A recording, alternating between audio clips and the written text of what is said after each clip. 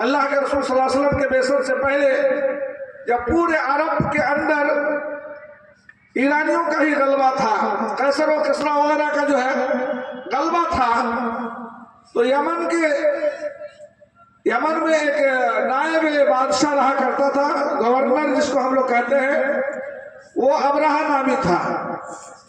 اور یمن کے لوگ عموماً عقیدت اور محبت اور الفت کے اعتبار سے مکہ کو پیارا سمجھتے تھے، چونکہ وہ زمانے سے آباء و اجداد کے زمانے سے ہی یمن کے لوگ مکہ آتے اور حج عمرہ کر کے گھر جاتے ہیں۔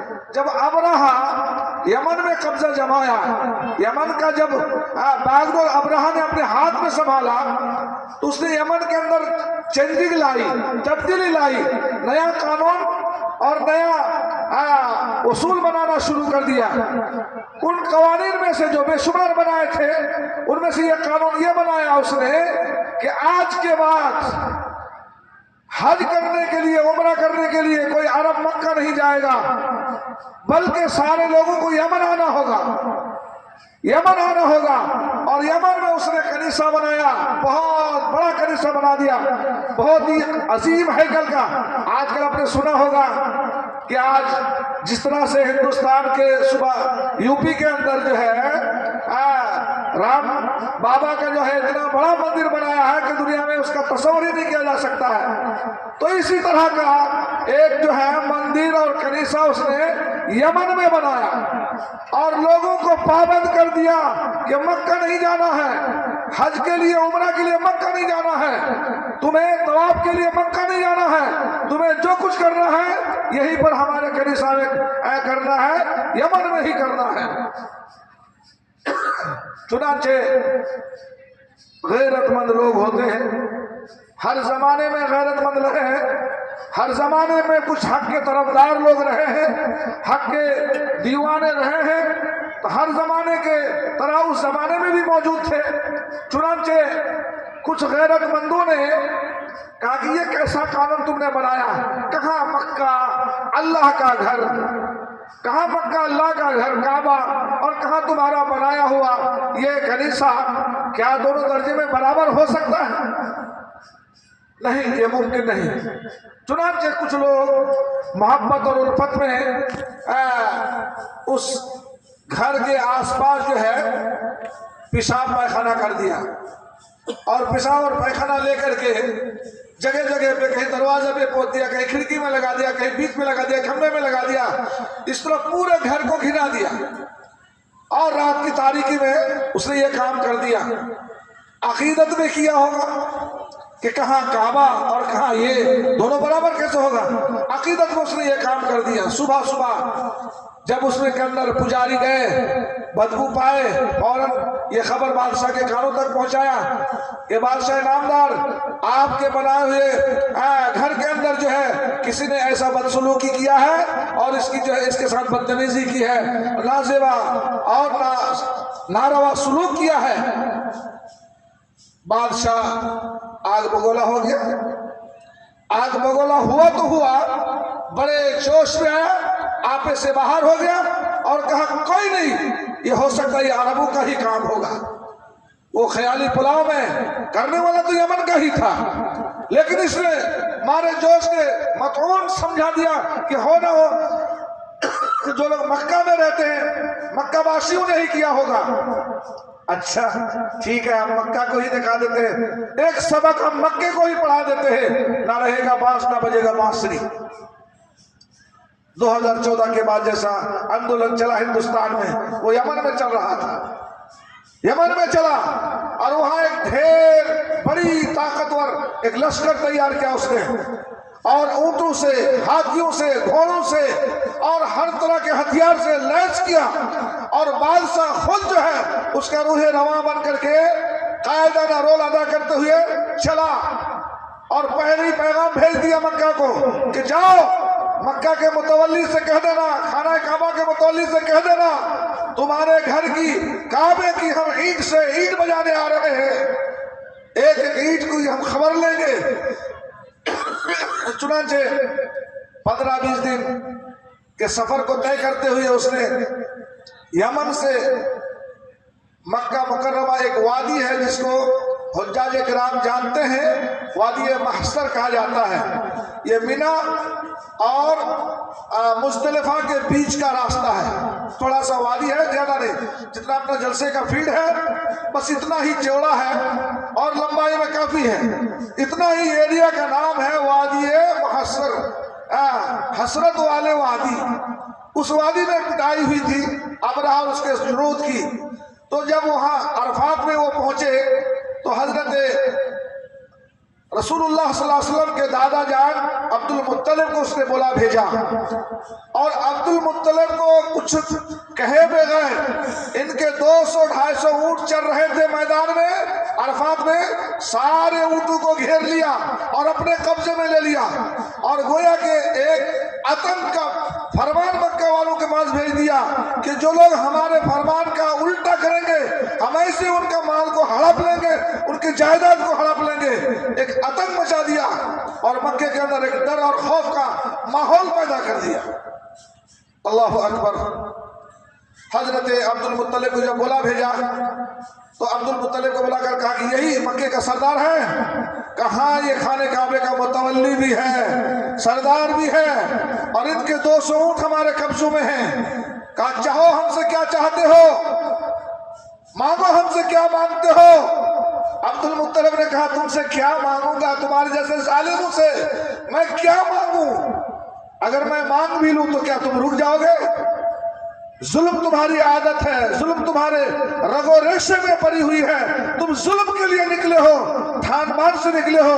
میں تم سے کچھ نہیں مانگنے والا، البتہ میرے اونٹ تمہارے رکھوالوں نے گھیر لایا ہے، میں 200 اونٹ مانگنے آیا ہوں، میرا اونٹ مجھے واپس دے دے۔ تو مسکرایا اور کہا واہ، سنتا تھا عبد المطلب بہت عقل مند ہے، مگر یہ تو عقل سے پیدل نکلا۔ ہم تمہارے عبادت خانے کو ڈھانے آئے اور تم کو عبادت خانے کی کوئی فکر ہی نہیں، تم اونٹ کی فکر کر رہے ہو، 100-200 اونٹ کی فکر کر رہے ہو، مال کی فکر کر رہے ہو، یہ ہے نیتا مکے کا۔ مسکرایا، اس کے مسکراہٹ پہ عبد المطلب نے ایک جواب دیا اور کہا ہاں انا مالک الابل، میں ان اونٹوں کا مالک ہوں، وَلِلْبَيْتِ رَبٌّ يَحْمِيهُ، اور جس گھر کو تم ڈھانے آئے اس گھر کا ایک مالک ہے، وہ اس گھر کی حفاظت کرے گا، اس گھر کی حفاظت میرے بس کی بات نہیں ہے، وہ جس کا گھر ہے وہ جانے اور تم جانو، ہم تمہارے درمیان حائل ہونے نہیں آئیں گے، ہم اونٹوں کے لیے آئے، ہمارا اونٹ دے دیا جائے۔ مسکرا کر اونٹ دے دیا۔ حضرت عبد المطلب اونٹوں کو لے کر کے مکہ میں آئے، مکہ میں اعلان ہو گیا کہ دیکھو ساتھیو، ابرہہ ایک جرار لشکر لے کر، بہت بڑی لشکر لے کر ہمارے مکے کے اوپر حملہ آور ہونے آئے ہیں، اور تم کو ہم آج ببانگ دہل کہتے ہیں، ابرہہ سے مقابلہ کرنے کی طاقت ہمارے پاس نہیں ہے، ہم ابرہہ کا مقابلہ نہیں کر سکتے، اس لیے جن کو اپنی جان مال سے پیار ہو، محبت ہو، وہ پہاڑوں کی چوٹی پر چڑھ لے، ابرہہ کے سامنے مقابلہ کے لیے کوئی نہ جائے۔ اور خود بھی عبد المطلب خانہ کعبے کا غلاف پکڑ کر کے اللہ رب العالمین سے دعا مانگ کر گیا کہ اللہ یہ تیرا گھر ہے، تو ہی اس کی حفاظت کرے گا، تو ہی اس کی حفاظت کرے گا، اگر میرے بس میں ہوتا تو عبد المطلب کبھی بھی اس گھر کو چھوڑ کر نہ بھاگتا اور پناہ گزین پہاڑوں کے اوپر نہ ہوتا، لیکن تو جانتا ہے کہ میں مسکین ہوں، میں لاچار ہوں، میرے پاس اتنی طاقت نہیں ہے، قوت نہیں ہے، پاور نہیں ہے، اور میں اس لائق نہیں ہوں کہ اس کے مقابلہ کروں، میرے پر ہتھیاروں کی کمی ہے، افواج کی کمی ہے، اور وہ ایک طاقتور فوج لے کر حملہ کر چکا ہے، مکے میں پڑاؤ ڈال چکا ہے، اللہ تو اس کو سنبھال لینا۔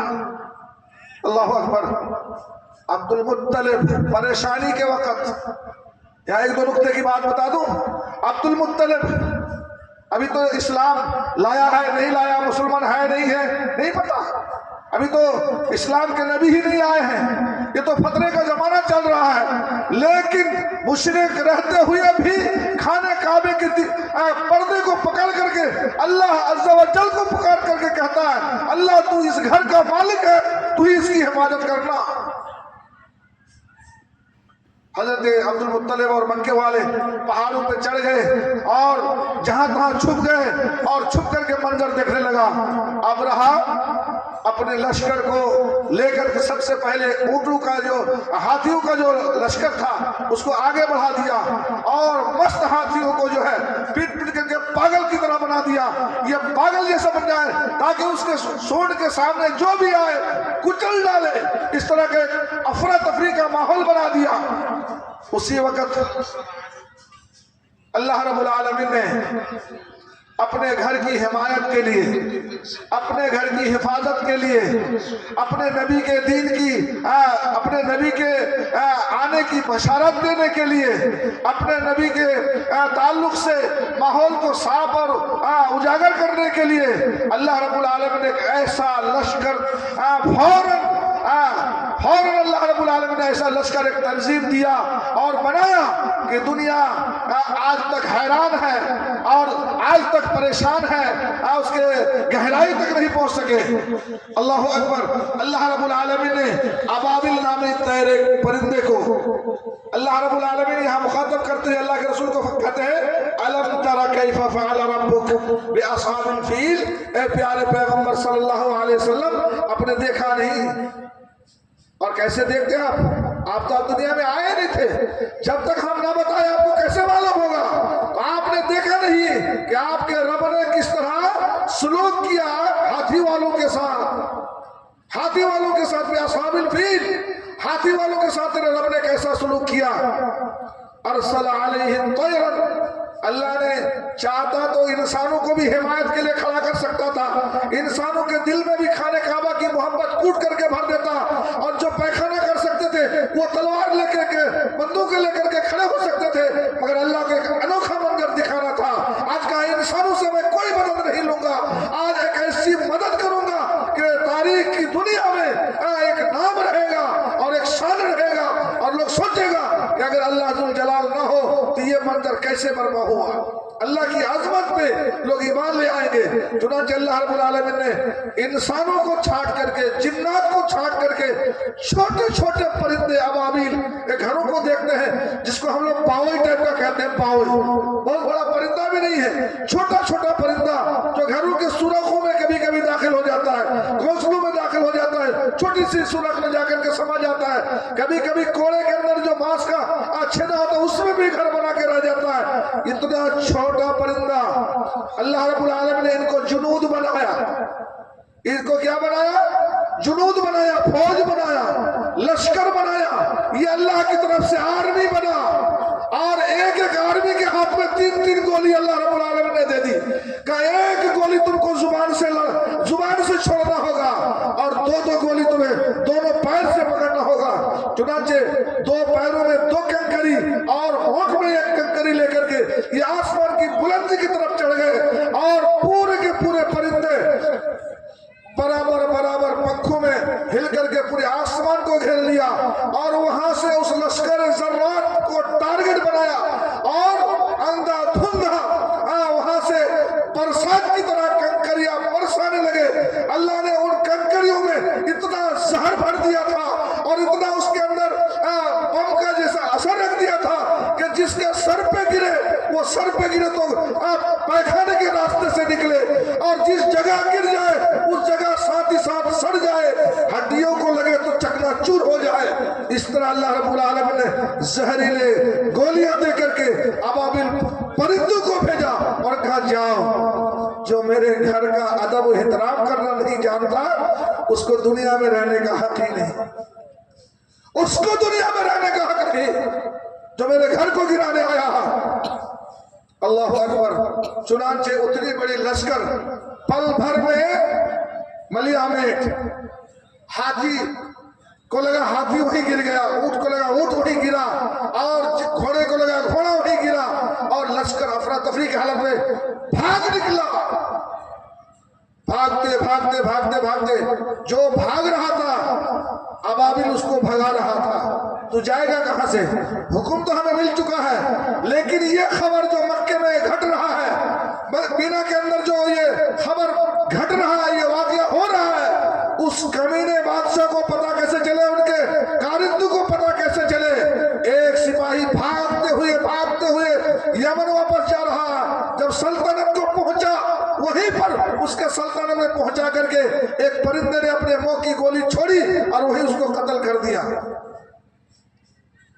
खबर पहुंच गई कि हमारी जितनी लश्कर गई थी एक भी घूम कर वापस गई, एक जो यहाँ खबर पहुंचाने आया था वो भी यहाँ पहुंच करके खत्म। अल्लाह रब्बुल आलमीन ने नक्शा खींचा और कहा अलम तरा, ऐ प्यारे पैगंबर के आपने देखा नहीं कैफ फ़अल रब्बुक, किस अंदाज से किया तेरे रब ने हाथी वालों के साथ सुलूक। अलम तरा कैफ फ़अल रब्बुक बिअस्हाबिल फील अलम यजअल कैदहुम फी तदलील, वो जो मकर और फ्रेम बनाकर आए थे अल्लाह उसको गुमराह किस तरह से कर दिया, रास्ता से किस तरह भटका दिया। वो आए तो काबा गिराने, खुद मिलियनेट हो गया।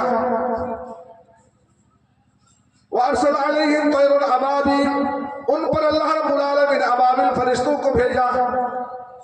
वअरसल अलैहिम तैरुन अबाबिल बिहिजारतिन, छोटी छोटी कंकरियां देकर भेजा, मिन सिज्जील, तहखाने से, जमीन के गहराई से छोटी छोटी कंकरियां देकर भेजा। फजअलहुम कअस्फिन माकूल, ये मशीन में जब गेहूं को दाखिल किया जाता है और एक तरफ से गेहूं दाखिल करते हैं दूसरी तरफ से हवा उड़ती है और भूसे उधर निकलते हैं, यानी मशीन गेहूं को खा करके जो भूसा बाहर फेंकता है उस मंजर को अल्लाह रब्बुल आलमीन ने यहाँ पर बयान किया है और कहा फजअलहुम कअस्फिन माकूल, खाए हुए भूसों की मानद उससे कर दिया। ये भूसा उसमें कोई जान नहीं है। बड़े बड़े कवि हैकल मजबूत आर्मी आए थे, छोटे छोटे परिंदों ने खाए हुए भूसों के मानद इससे बना डाला।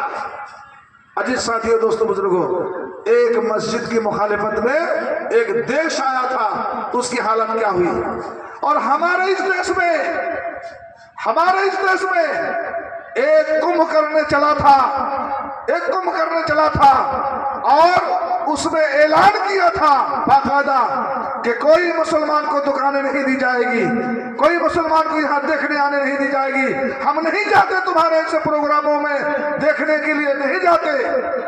लेकिन अल्लाह रब्बुल आलमीन ने एक ऐसी हलचली मचाई, गिनते अब तक थक चुके हैं। फिर सहारा हमी को देना पड़ा, फिर हमारे ही मसाजिद के दरवाजे खोलने पड़े, हमारे ही घरों को खोलना पड़ा, हमारी आंगन को खोलना पड़ा। फिर हमी ने पहरा दिया, हमी ने सहारा दिया, तो तुम्हारी जान बची। जहाँ मुसलमान नहीं होगा वहाँ रहमत इलाही नहीं होगी, वहाँ अजाब ही अजाब होगा, वहाँ सजा ही सजा होगा। नेक इरादे के बजाय बुरे इरादे के साथ जो काम तुम करोगे वो हमारे पक्ष में होगा, तुम्हारा खिलाफ होगा।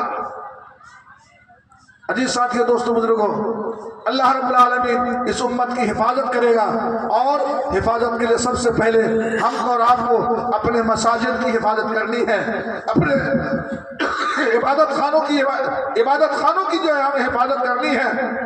आज हमारा ईमान भी अगर अब्दुल मुत्तलिब से मिलता जुलता होता तो हमें इतने बड़े पिंडल सजा करके दावत की खिदमत करने की जरूरत नहीं पड़ती। लोग अपने पैसे एक छोटी सी मस्जिद सजा देते, मगर बरसों हुए मस्जिद अभी तक वैसे ही है।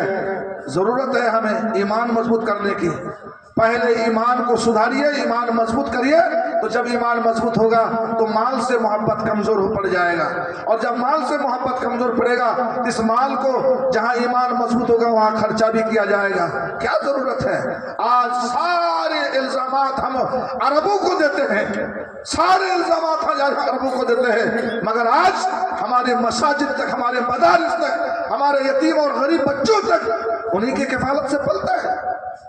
तुम क्यों नहीं कर लेते? तुम्हारे अंदर क्यों नहीं इतनी जुरात होती है कि तुम भी उसी तरह खर्चा करो अपने माल, और एक नहीं 20 और सैकड़ों यतीम और गरीबों की किफालत करके ऐलान करो कि हम मोहताज नहीं हैं। अजीज साथियों, हम कहने के लिए कुछ कहेंगे, लेकिन करने की जब बारी आती है थके हारे होते हैं, जेब पर हाथ नहीं जाता। अजीज साथियों, दोस्तों, हम में और उनमें इतना फर्क है कि हम माल से मोहब्बत करते हैं और वो माल बेदरक खर्च करते हैं। अल्लाह के बंदो, जिसका ईमान अल्लाह पर होगा, यौम आखिरत पर होगा, वो अपने माल को अल्लाह के रास्ते में खर्च करेगा। इसलिए कि अल्लाह रब्बुल आलमीन ने कह दिया है कि एक मोमिन इंसान اور اس کے پاس جتنی جائیداد ہیں یہ سب کچھ اللہ رب العالمین کے لیے ہے، اس لیے اللہ نے خرید لیا ہے تمہارے جان بھی، تمہارے مال بھی، تم کو بھی اللہ رب العالمین نے جنت کے بدلے خرید لیا ہے۔ ہم اور آپ اللہ کا خریدا ہوا غلام ہے، اور ہمارے پاس جو کچھ بھی ہے یہ سب کچھ اللہ کا ہے، ہمارا کچھ بھی نہیں ہے۔ اس لیے اللہ کے راستے میں خرچہ کرنے کے لیے ہمیں دریغ نہیں کرنا چاہیے، سوچنا نہیں چاہیے، سمجھنا نہیں چاہیے، ایک قدم آگے اور 2 قدم پیچھے نہیں ہٹنا چاہیے، بلکہ ہمیں 4 قدم آگے بڑھ کر کے مال کو خرچ کرنا چاہیے، تب جا کے آپ اللہ کے نیکوکار بندوں میں آپ شمار ہوں گے۔ والعصر ان الانسان لفی خسر الا الذین آمنوا، سارے انسان خسارے میں ہیں، سارے انسان گھاٹے میں ہیں، مگر وہ جو ایمان لائے ہیں، ایمان لا کر کے چھوڑ دیا، نماز نہیں، روزے نہیں، حج نہیں، زکوٰۃ نہیں، خیرات نہیں، صدقات نہیں، کچھ بھی نہیں، الا الذین آمنوا کہا، اس کے بعد اللہ نے کہا الا الذین آمنوا وعملوا الصالحات، ایمان کے ساتھ ساتھ اچھے کام کا ہونا ضروری ہے۔ ایمان ہو اچھے کام نہ ہو فائدہ نہیں ہے اس ایمان کا، اچھے کام ہو اور ایمان نہ ہو فائدہ نہیں ہے اس اچھے کام کا، لیکن دونوں اگر ساتھ مل جائے تو پھر سونے پر سہاگا ہوتا ہے۔ اچھے ساتھیو، اللہ رب العالمین جہاں بھی ایمان کا تذکرہ کیا وہ عمل صالح کا تذکرہ ضرور کیا ہے، الا الذین آمنوا وعملوا الصالحات، مگر وہ لوگ جو ایمان لے کر آئے، عمل صالح کیے اور حق بات کی اوپر ڈٹے رہے اور حق بات کی ایک دوسرے کو وصیت کرتے رہے۔ عزیز ساتھیو، یہ چند باتیں تھی، ٹائم ہو چکا ہے، میں اپنے طے بہت زیادہ بول لیا ہوں۔